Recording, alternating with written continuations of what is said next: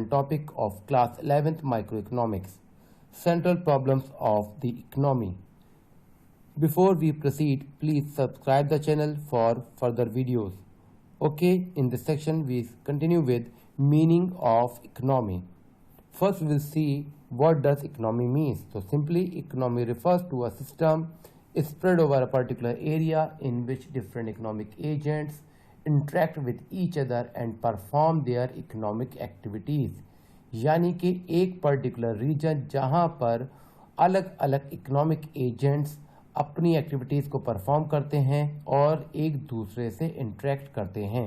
जैसे consumers are interacting to the producers, producers are interacting to the government, government is interacting to them again. तो अब क्या हो रहा है कि आपस में ये डिफरेंट हमारी इंडिविजुअल यूनिट्स हैं इकोनॉमी में जो एक दूसरे से इंटरेक्शन करते हैं. तो इस सिस्टम को हम इकोनॉमी कहते हैं या फिर हम इसको इकोनॉमिक सिस्टम भी कह सकते हैं.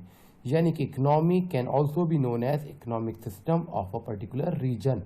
अगर हम इंडिया की बात करें तो we are talking about Indian economy और इकोनॉमिक सिस्टम ऑफ इंडिया. इसी तरह से हम वर्ल्ड की बात कर सकते हैं तो वर्ल्ड इकोनॉमी और इकोनॉमिक सिस्टम ऑफ वर्ल्ड. तो अब हम अपने मेन टॉपिक पे आते हैं, that is central problems of economy. तो पहले जानते हैं ये सेंट्रल प्रॉब्लम क्या है और what is the reason behind it. तो हम अगर देखें तो simply central problem is the problem of choice arise due to unlimited human wants in relation to scarce resources with alternative uses.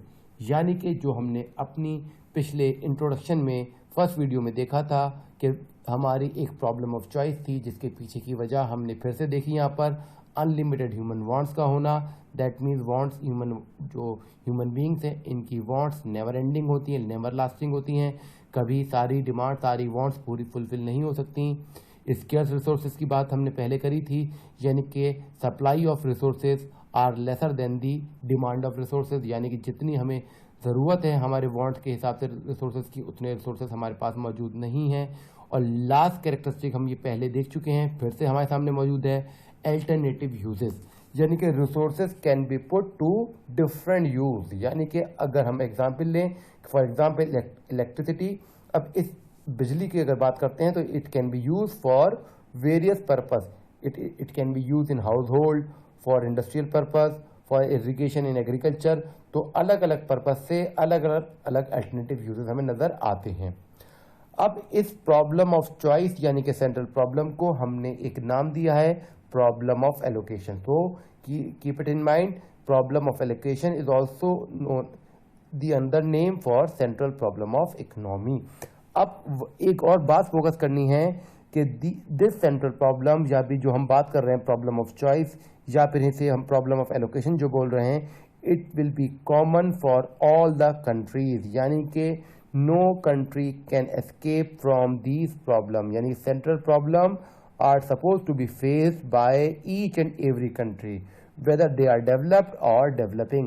चाहे वो डेवलपिंग नेशन हो इंडिया की तरह तो भी इन सेंट्रल प्रॉब्लम का सामना करना होगा, चाहे वो आपका डेवलप नेशन हो लाइक यूएसए यूके तो भी आपको ये सेंट्रल प्रॉब्लम्स वहाँ नजर आएंगी.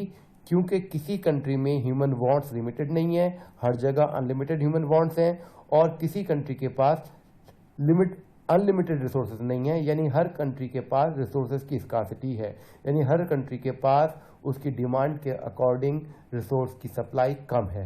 तो हमें यह बात अपने दिमाग में रखनी है. अब हम देखते हैं कि how this problem is going to arise and तो ये कैसे हुई और किस तरह से हमारे सामने आती है. तो फर्स्टली वी हैव सीन, हमें मालूम ही है कि हमारी अनलिमिटेड वांट्स होती हैं. अब ये अनलिमिटेड जो वांट्स हैं तो इसका मतलब हम जानते ही हैं कि हमारी सारी वांट्स सारी डिजायर्स फुलफिल नहीं हो सकती. अब दो कैरेक्टरिस्टिक और हैं जिसकी हमें दिमाग में रखनी, जो हमें अपने दिमाग में रखना है. पहला, people have different life situation so they need different types of goods and have different wants. यानी क्या होता है कि जब लोगों की लाइफ स्टाइल डिफरेंट है, लाइफ सिचुएशन डिफरेंट है, उनका इकोनॉमिक स्टेटस अलग है, तो उनकी डिमांड, उनकी डिजायर, उनकी वांट्स भी डिफरेंट होंगी. फिर सेकेंड एस्पेक्ट हमें ह्यूमन वांट्स का ये रखना है कि if we are fulfilling one desire we have to sacrifice the another, यानी कि हम हमारे रिसोर्स लिमिटेड हैं तो हम अपनी सारी डिजायर सारी वांट्स को फुलफिल नहीं कर सकते। यानी कि अगर हम अपनी एक ख्वाहिश एक चाहत एक डिजायर को फुलफिल करना चाहते हैं तो हमें दूसरी डिमांड दूसरी डिजायर को सेक्रीफाइस करना होगा। यानी कि for a particular gain there is always a cost, यानी कि आपको सेक्रीफाइस जरूर करना होगा if you want to gain something. तो ये हमारी इकोनॉमिक्स बता रही है हमें यहाँ तक। अब दूसरी तरफ हमारे सामने मौजूद है limited resources with alternative uses, यानी कि अब हम लैंड लेबर कैपिटल एंटरप्राइजेस इनका इस्तेमाल करते हैं। यानी कि ये हमारे 4 इनपुट हैं जिनका इस्तेमाल करके आप प्रोडक्शन करते हो। अब यहाँ पर जो हमारे इकोनॉमिक प्लानर्स हैं उनके सामने क्वेश्चन ये है how to use them, how to allocate these resources. क्यों? क्योंकि अब यहाँ पर कंट्री की रिक्वायरमेंट डिफरेंट है, यानी कि हमारे कंट्री में यूनिफॉर्म पॉपुलेशन नहीं है। We have different sections of the society, we have different types of individuals. तो अब क्या हुआ, हमने देखा कि हमारे तरफ 2 सेक्शन में एक तरफ रिच है तो एक तरफ पुअर है। अब दोनों की डिमांड डिफरेंट, दोनों की नीड डिफरेंट, दोनों का लाइफ स्टाइल डिफरेंट, तो अब दोनों के लिए डिफरेंट टाइप्स ऑफ गुड्स की जरूरत होगी। तो अब हमें सोचना है किसके लिए बनाना है। इसी तरह से हमारे सामने एक तरफ कंज्यूमर क्लास है एक तरफ प्रोड्यूसर क्लास। यानी कंज्यूमर क्लास अल्टीमेट कंज्यूमर्स होती है जो फाइनल कंजम्पशन के लिए गुड्स की डिमांड कर रही है, ऐसे ही प्रोड्यूसर क्लास है जो कैपिटल गुड्स की डिमांड कर रहा है for the purpose of investment, for the purpose of production. तो अब हम मशीन बनाएं या फिर ब्रेड बनाएं, आप ब्रेड कंज्यूमर खरीदेगा, मशीन आपका प्रोड्यूसर खरीदेगा। अब यहाँ पे प्रॉब्लम है क्योंकि अब जो रिसोर्स है वो लिमिटेड है। अगर आपने रिसोर्सेज एक पर्टिकुलर प्रोडक्ट पे लगाए हैं तो इसका मतलब आपने दूसरे प्रोडक्ट के लिए रिसोर्सेज को कम छोड़ा है। इसी तरह से तीसरी चीज हमें जो देखनी होती है, जो हमारे इकोनॉमिक प्लानर्स को देखना होगा, वो होगा स्केल ऑफ प्रोडक्शन। यानी at what level of output you have to increase the production. यानी क्या होगा, आपको स्मॉल स्केल पे काम करना है या लार्ज स्केल पे, क्योंकि स्केल ऑफ प्रोडक्शन से हमारी टेक्निक ऑफ प्रोडक्शन डिसाइड होती है। क्योंकि अगर हम लार्ज स्केल पे करते हैं तो we have capital intensive technique, और अगर हम स्मॉल स्केल प्रोडक्शन करते हैं तो हमारे सामने है लेबर इंटेंसिव टेक्निक। तो अब यहां तक हमारी अगर बात करें तो इससे हमारे सामने आती है प्रॉब्लम ऑफ एलोकेशन। अब ये प्रॉब्लम ऑफ एलोकेशन अगर देखें तो इसका मेन कंसर्न होता है कि किस तरह से हम अपने स्केर्स रिसोर्सेज को इस्तेमाल करें ह्यूमन वांट्स को मैक्सिमम पॉसिबली फुलफिल करने में। यानी कि how can we make best utilisation of our limited resources, that is land labor capital, to maximize our satisfaction or to fulfill maximum wants of the society. Okay, तो ये हमारी central problems है। अब हमारा इसमें नेक्स्ट पार्ट है इनके aspect, यानी कि हम बात करें types of the central problem. तो ये प्रॉब्लम ऑफ एलोकेशन हमारी 3 तरह से हमारे सामने आती है। First we have what to produce, यानी कि क्या बनाया जाए। Second we have how to produce, किस तरह से बनाया जाए, यानी कि choice of technique of production की बात कर रहे हैं हम यहाँ। And last we have for whom to produce, यानी कि किसके लिए बनाया जाए, यानी कि we are talking about the target customer, जो हमारा अल्टीमेट कस्टमर होगा वो कौन होगा, किसके लिए हम बनाना चाहते हैं प्रोडक्ट। तो अब ये 3 प्रॉब्लम्स हमारे सामने 3 एस्पेक्ट में ये सेंट्रल प्रॉब्लम आती है। इसको अब हम 1 बाय 1 लेके शुरू करते हैं। First we have what to produce, यानी कि अभी इस प्रॉब्लम का मतलब है क्या क्या बनाया जाए। तो इसके हमारे 2 एस्पेक्ट 2 डायमेंशन में बात होती है। एक हम बात करते हैं कि हम किस तरह के गुड बनाए जाए, यानी कि जो हमारे यहाँ गुड्स एंड सर्विसेज का प्रोडक्शन हो वो किस तरह का हो, यानी what types of goods and services to be produce, इसमें ये डिसाइड करना है। दूसरी तरफ हमें डिसाइड करना होता है quantity, how much they are to be produced, यानी कि जो भी हम गुड बनाने की सोच रहे हैं तो उसकी क्वांटिटी क्या होगी। यानी कि ना तो हमारे यहाँ ओवर प्रोडक्शन हो ना हमारे यहाँ अंडर प्रोडक्शन हो, यानी कि एज पर दी डिमांड हमारे यहाँ गुड्स की सप्लाई होनी चाहिए। यानी कि हम डिमांड को फुलफिल कर पाए, ऐसा ना हो कि हमारा प्रोडक्शन कम रह जाए, डिमांड अनफुलफिल रह जाए, या फिर हमारा प्रोडक्शन एक्स्ट्रा हो जाए तो जिसकी वजह से हमें लॉस होने लगे। क्योंकि हमारा मोटिव है प्रॉफिट भी कमाना है, तो हमें ये दोनों चीजें तय करनी है, किस तरह का गुड बनाए और कितनी क्वांटिटी भी बनाए। यानी कि we have to analyse the demand first. फिर हम अगर देखें तो अब हमें मालूम है कि सोसाइटी हमारी जो है उसको डिफरेंट टाइप्स ऑफ गुड्स की जरूरत होती है, यानी कि उसकी प्रायोरिटीज डिफरेंट हैं। तो अब क्या हुआ, सोसाइटी में बंटवारा है कि कुछ लोग हैं कंज्यूमर गुड्स की बात है तो कहीं कैपिटल गुड्स भी है, यानी कि प्रोड्यूसर्स को कैपिटल गुड्स चाहिए और हमारे कंज्यूमर्स को कंज्यूमर गुड। इसी तरह से सिविलियंस के लिए सिविल गुड्स होते हैं और हमारे डिफेंस पर्पस के लिए वॉर गुड्स हैं। फिर हम अगर देखें तो हमारी रिच क्लास के लिए लग्जरीज है और हमारी पुअर क्लास के लिए यानी वीकर सेक्शन के लिए बेसिक नीड्स की डिमांड करते हैं। तो अब यहाँ पर हम देखते हैं कि सोसाइटी में एक अलग अलग कैटेगरी है, यानी कि अगर हम देखें if we are increasing the production of one category of goods, यानी कि अगर हम देखें हमने लग्जरीज का या सिविल गुड्स या कैपिटल गुड्स, ये जो गुड्स है इनका प्रोडक्शन बढ़ाया, अगर हमने इनका प्रोडक्शन बढ़ाया तो अब क्या होगा, we will be able to produce less good of another category, यानी क्या होगा, अगर कैपिटल गुड का प्रोडक्शन बढ़ाया तो कंज्यूमर गुड कम बन पाएंगे, अगर आपने सिविल गुड ज्यादा बनाए तो war good defence good come बनेंगे, और अगर आपने लग्जरीज बनाई ज्यादा तो बेसिक गुड्स कम बनेंगे। तो अब होता क्या है कि हमारे यहाँ डिफरेंट टाइप्स ऑफ प्रोड्यूसर्स होते हैं, डिफरेंट लेवल पे वो अलग अलग तरह के गुड्स बनाते हैं, लेकिन जो मेन है वो बात ये है कि there will be always a trade off between the production of different goods and services. Trade off का मतलब कि हमेशा एक एक्सचेंज होगा, लेन देन होगा, यानी कि एक का प्रोडक्शन बढ़ाया जाएगा तो फौरन उससे दूसरे का प्रोडक्शन कम होगा। यानी कि अगर आपने कार ज्यादा प्रोड्यूस करी तो आपके यहाँ बाइसिकल का प्रोडक्शन कम होगा क्योंकि रिसोर्सेज का डाइवर्जन कार्स पे हो रहा है। ओके, अगर आपने बटर ज्यादा प्रोड्यूस किया तो इसका मतलब आपने अपने रिसोर्स को, अपने कैपिटल को रिसोर्स किसके बटर के प्रोडक्शन पे लगा दिया, तो अब वो कैपिटल आपका जो आप कहाँ लगा सकते थे, मशीन्स गन बनाने पे गन, तो वो कम रह गया वहां, तो यानी कि वहां प्रोडक्शन कम हो गया। ओके, तो ये हमारी प्रॉब्लम थी what to produce. Next we have how to produce, यानी कि problem of choice of technique, यानी कि ये प्रॉब्लम हमारी है to choose the appropriate technique for the production, यानी कि अब हमारा मेन होता है कि हमारी टेक्निक्स ऑफ प्रोडक्शन जो हो वो हमारी as per the need appropriate होनी चाहिए। अब दो तरह की टेक्निक्स हमारे सामने मौजूद होती हैं, लेबर इंटेंसिव टेक्निक यानी कि मोर लेबर लेस कैपिटल, और फिर कैपिटल इंटेंसिव टेक्निक यानी कि more capital more money less labour.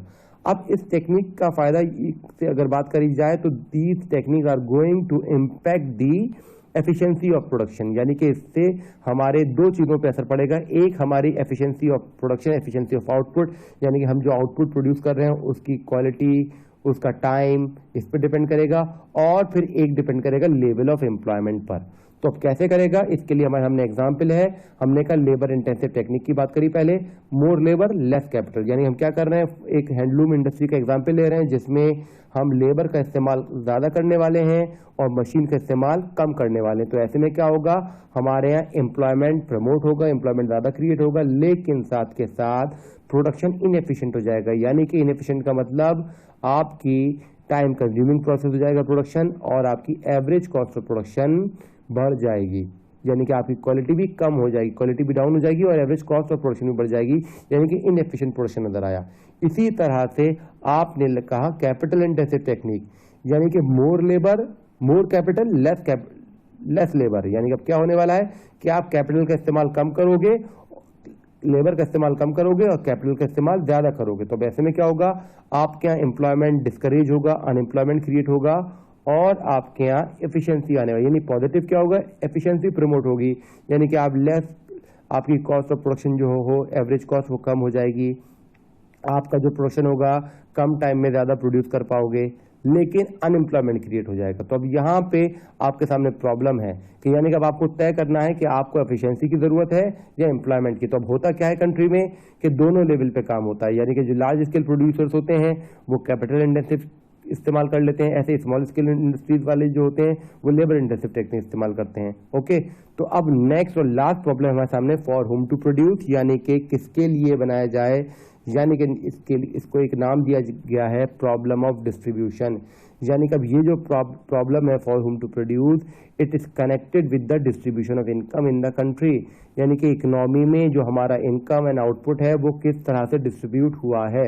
अब होता क्या है कि जो लैंड लेबर कैपिटल हमारे फैक्टर्स ऑफ प्रोडक्शन होते हैं ये कहाँ से आते हैं, ये आपके हाउस होल्ड की तरफ से सप्लाई होती है इनकी, यानी कि कह सकते हैं कि हाउस होल्ड की तरफ से ये फैक्टर सर्विसेज हैं जो फैक्टर यूनिट को दी जाती हैं और फिर इनके बदले हमें फैक्टर इनकम मिलती है, यानी कि रेंट इंटरेस्ट वेजेस प्रॉफिट, ये इनकम के तौर पे हमें मिलती है। यानी कि क्या होगा, जब प्रोडक्शन होगा, लैंड लेबर कैपिटल एंटरप्रेन्योर का इस्तेमाल होगा, तो इसके बदले जब मार्केट में डिस्ट्रीब्यूशन होगा इनकम का, वो किस फॉर्म में हो रहा है, रेंट वेजेस इंटरेस्ट प्रॉफिट, यानी कि अलग अलग फैक्टर इनपुट के हिसाब से अलग पेमेंट हो रहा है। अब जब ये पेमेंट मार्केट में पहुंचता है तो अब ध्यान रखना there will be always unequal distribution of income. क्या होगा, मार्केट में इनकम का डिस्ट्रीब्यूशन अनइक्वल होने वाला है। अनइक्वल क्यों होने वाला है, क्योंकि एक तरफ है कैपिटलिस्ट क्लास यानी कि ओनर क्लास, ओनरशिप जिसके पास है ओनर क्लास, और एक तरफ है वर्किंग क्लास, वर्कर्स। तो अब आपको ये बात सिंपल है, कंफर्म है, अंडरस्टूड है सभी के लिए कि वर्कर की सैलरी आपके मालिक के बराबर यानी कि एम्प्लॉयर के बराबर नहीं होती। यानी कि owner class will earn more, will get more income and working class will get less income. यानी कि क्या होने वाला है, अब सोसाइटी में बाइफर्केशन होने वाला है, क्लासिफिकेशन होने वाला है दो तरह का। यानी कि अब society will be divided into two class. अब एक तरफ हो गई आपके रिच क्लास, एक तरफ हो गई पुअर क्लास। अब क्या होगा, इनकी डिमांड भी डिफरेंट हो जाएंगी। Poor will demand for basic needs and rich will demand for luxuries. अब क्या होने वाला है कि अब हमारे सामने प्रोड्यूसर्स के सामने एक प्रॉब्लम आ गई, बेसिक नीड्स बनाए या लग्जरीज बनाए, क्योंकि पुअर भी हैं कंट्री में, रिच भी हैं। अब होता क्या है कि अगर वो लग्जरीज ज्यादा बनाते हैं तो उनके रिसोर्स लग्जरीज के प्रोडक्शन भी डाइवर्ट हो जाएंगे और बेसिक नीड्स के लिए आपका इनपुट कम बचेगा, रिसोर्स कम बचेंगे तो उनका प्रोडक्शन कम हो जाएगा। अब इंडिया के हिसाब से अगर बात करें तो इंडिया जैसे कंट्री में हम देखेंगे कि we have more population of poor class section, poor class. तो वैसा में हमारे क्या होना चाहिए, हमारे यहाँ बेसिक नीड्स का प्रोडक्शन ज्यादा होना चाहिए। और अगर बात करें जो रिचर कंट्रीज होते हैं, जैसे हम बात कर रहे हैं आपके गल्फ कंट्रीज हैं या फिर हम डेवलप नेशंस में यूके यूएस की बात करें, तो यहाँ पे रिचर सेक्शन में आबादी ज्यादा है तो यहाँ पे लग्जरी